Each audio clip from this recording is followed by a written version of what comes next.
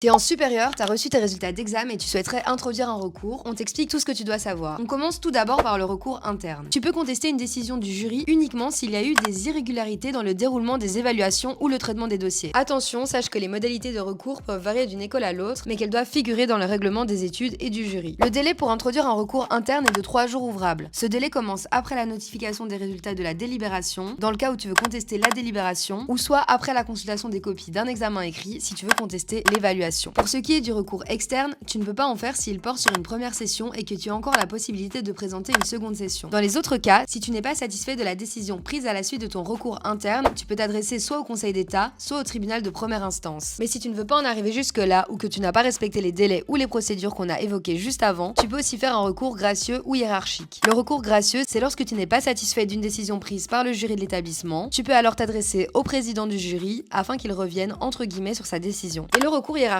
c'est lorsque tu t'adresses au pouvoir organisateur de l'établissement afin de lui demander d'user de son pouvoir de commandement pour ordonner à son subordonné de réunir à nouveau le jury pour réexaminer la décision. Ces deux recours ne sont soumis à aucun délai ni à aucune forme particulière et bien entendu, ils ont le droit de traiter ou non le recours. Si tu as d'autres questions ou que tu veux plus d'infos, on se retrouve sur bruxellesj.be.